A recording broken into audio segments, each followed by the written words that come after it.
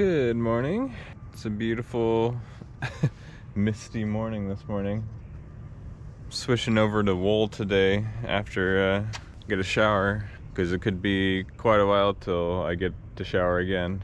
Next time I shower is probably going to be Anacortes, so wool will keep you from smelling and keep you warm and everything, and it's just a good material if your skin can handle it. I got news last night that my great uncle Bud died, so as soon as I deliver the boat, then I'll be heading down to Olympia to help out with anything. These things seem to always happen when I'm sailing, so well, good. Nobody stole the diesel.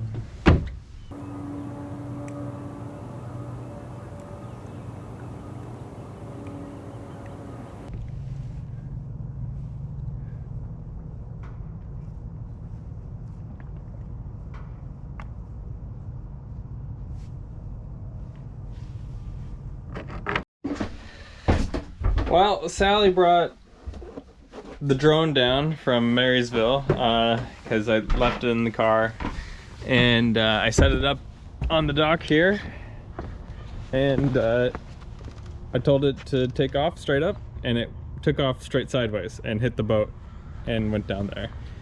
And I just spent the last half hour trying to magnet fish it out, but no luck. So if you're ever on Dock 6, Slip 21, there's a drone down there that yeah, you can have, or you could give me the SD card back, so that I'd probably still use that, or still be usable, but otherwise just sad. It was a Roku F11 drone, which has its issues with the compass, so I think it was probably a compass issue. Yeah, I guess I'm gonna have to use the Air 2 and risk it from now on. But the Lenovo 360 camera gets pretty close to drone shots. It's just not like looking at the boat in the water with the islands in the back. Like,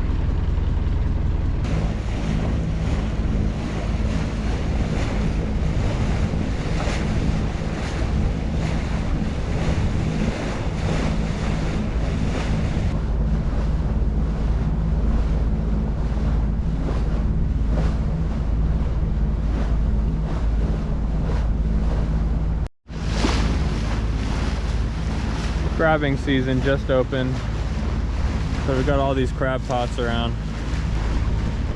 The first of hundreds that we'll see today, because crabbing season opened in the area that we're going through, and it's just going to be a minefield again.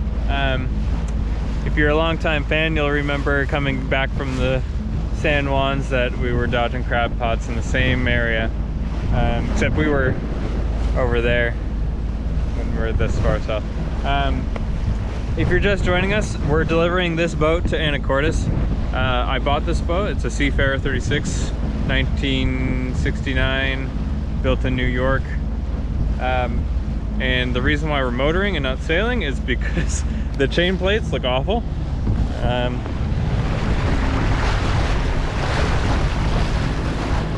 Yeah, so they're all rusted out and rotted out probably. So I don't trust the sails, but if we have to use them, we'll use them. Not that there's going to be enough wind to sail this weekend. We're heading the Saratoga Passage, which runs between Whidbey and Camino. We just got off the dock in Everett, and that's Hat Island right there. So there's Camino, this is all Whidbey. So Saratoga Passage is in there. And that's Port Susan, Kayak Point area. Gray whales come down here and they go up into Port Susan and then they feed there. So it's very possible we could see a gray whale today. That's Bob Jerry's place over there, isn't it? No, I think they're farther up. Are they farther up? Yeah, I think.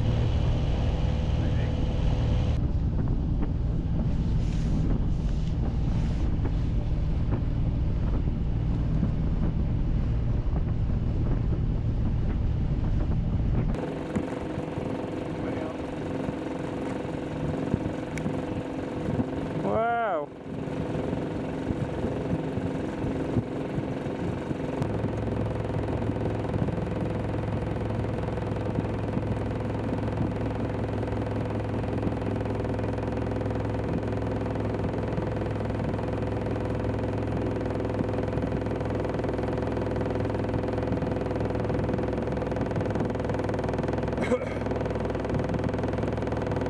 Oh, the baby one jumped.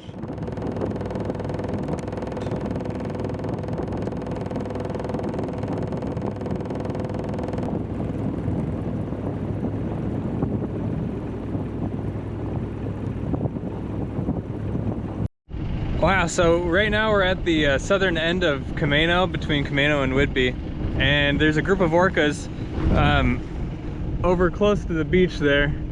They went down like 10 minutes ago, so I haven't seen them in a bit, but looks like a male, 2 females or so, and a young one, but I haven't looked at the footage with stills yet. But wow, that's exciting. You don't see orcas on the Sound every day, but here I guess we're just in the right spot, because this is where the gray whales come through, this is where the humpbacks, this is where the orcas have been coming through all month. So yeah, got lucky with a whole pod. The baby just jumped almost clear out of the water. I've never seen orcas come that far out of the water before, and hopefully I get to see one like just full on breaching. But yeah, that's super exciting and really fun. Wow. I'm gonna send off those stills and video to the researchers at UBC I've been doing some work with, and hopefully we can get exact IDs.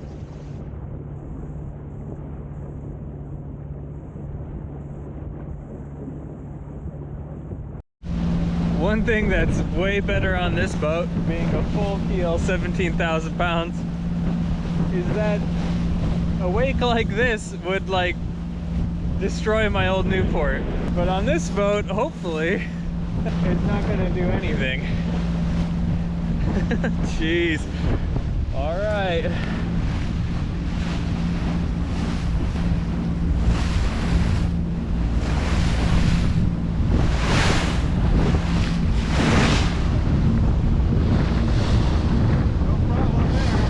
Well, dang.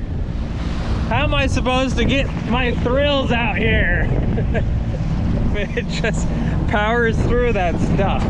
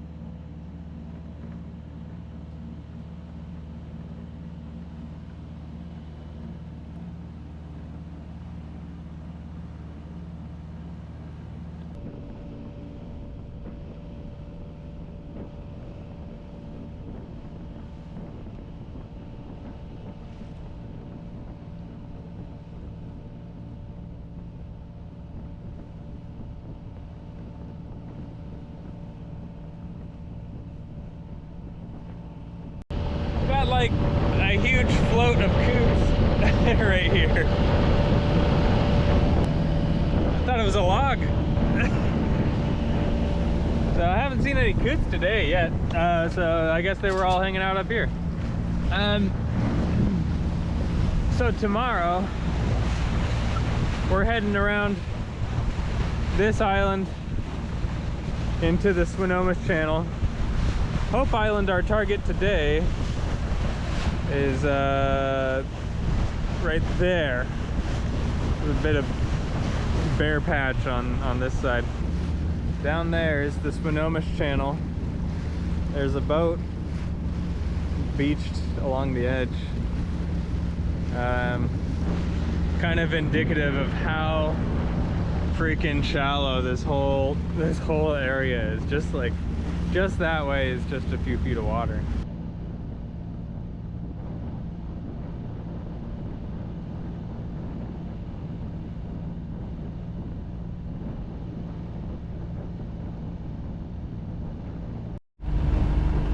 Not too surprising, all 4 of the buoys are taken by powerboats.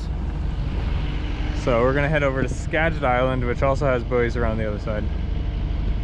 It's a 10-foot difference tonight in tide, and we're about +9, and it gets down to -1 tonight. And we're close to Deception Pass, so getting a buoy would be ideal because of the tide rips, but if we have to, we can anchor over at Hope Island.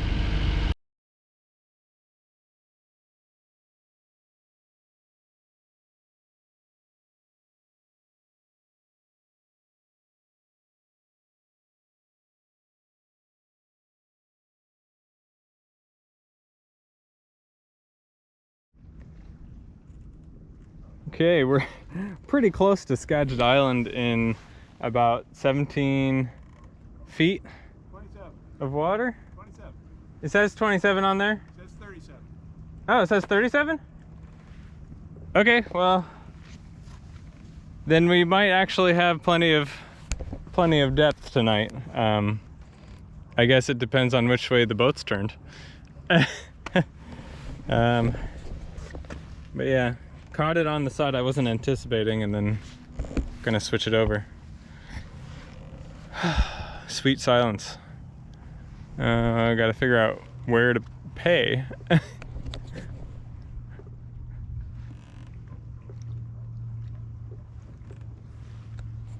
All right, we're all checked into Skagit Island. I paid by phone. We're in 25 feet of water. Even the shore's like really close. Hopefully it's okay. So the 10-foot difference in the tide tonight should only bring us down to 15, but if the aft swings towards the rocks, it might actually touch. I don't know. And if it do, then I'm gonna be pulling us away with an anchor or something. One of my favorite pastimes at state parks, islands, is try and see if anybody dropped something around. I've caught pots and pans and multi-tools.